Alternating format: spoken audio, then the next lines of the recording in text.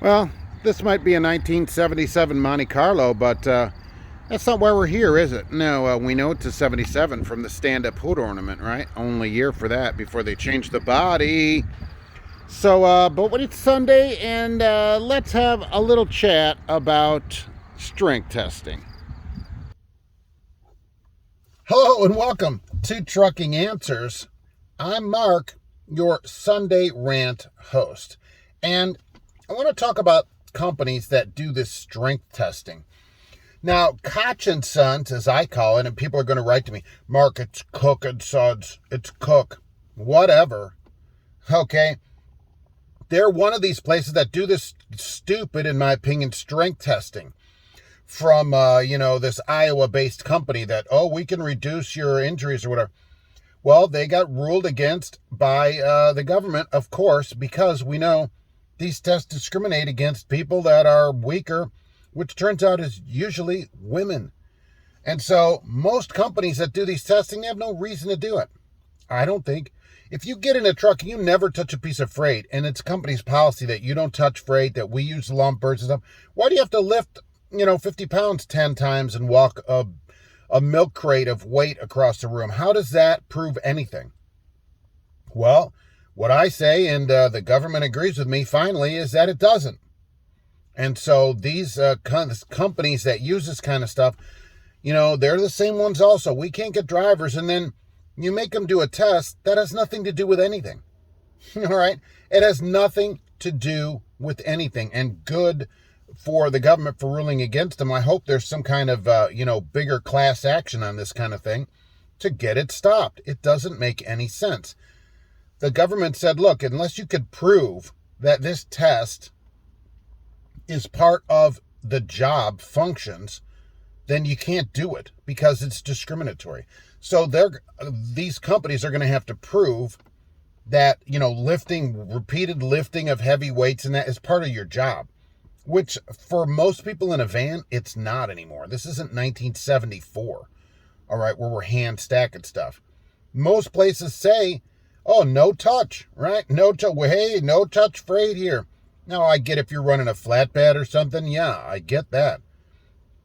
That might be a better reason to have it done. Say, well, yeah, you have to lift tarps and all that. But I'll tell you, look, when I had a flatbed, if I had a tall load, I'd get the forklift guy that was loading me to give me a lift up to the top of the load. I didn't throw a tarp up 9 feet up in the air.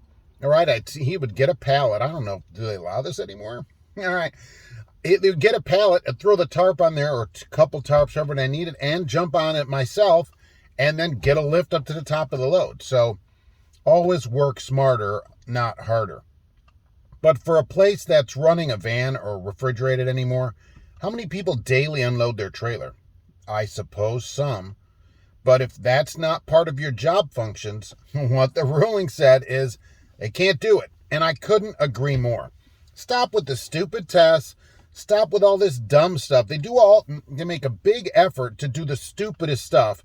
And then things that matter, they don't check in any of that. Oh, no, we can't do any of that, right? But we're going to do all these dumb tests to try to keep as many people out of our trucks as possible initially, but not the things that make any difference. I hate these tests. I hope the company closes that does these tests.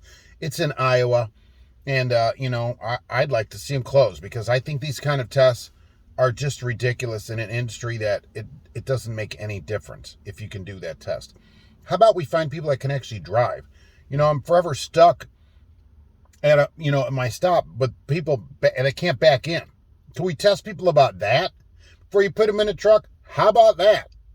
All right. How about we get people that can drive first and then worry about whether you can lift a milk crate and carry it across a room? That'd be the thing. That's something they don't want to seem to be bothered with, get bothered by that stuff. Oh, I'm in my construction zone again. 42, 46 miles an hour. The other day, okay, right, I'm off on a tangent. The other day, a guy passed me this week, right, 76 miles an hour I see on my display. He's passed me. Now, the sign said 1 mile to left lane close. He flies past me, right, some flatbed. I wonder if he did strength testing. 7 gets back in front of me, and he's going 76. And because the lane closed very close to that, I end up being behind him. He's going 45 through to 55 construction. It's single lane. Nobody's in front of him for like 1,000 miles because he's going so slow and he get this huge lane. Then when we get out of it, 14 miles later, off he goes. What is the point of that? Okay, what is the point? Are you just a complete idiot? Ugh, I just can't take it. So from strength testing to back to my construction, it's going to be all summer, right? And which is almost over before I stop being aggravated about it. Either way, 5.5 minutes. I'm not going to hold you up anymore. It's time to go. There'll be a live show Monday, 12:30 p.m. Did you know that? Yeah, that's Eastern time, right? Check your local listings for details. And see dealer for details about mileage. We'll see you on the live show. Thanks for watching.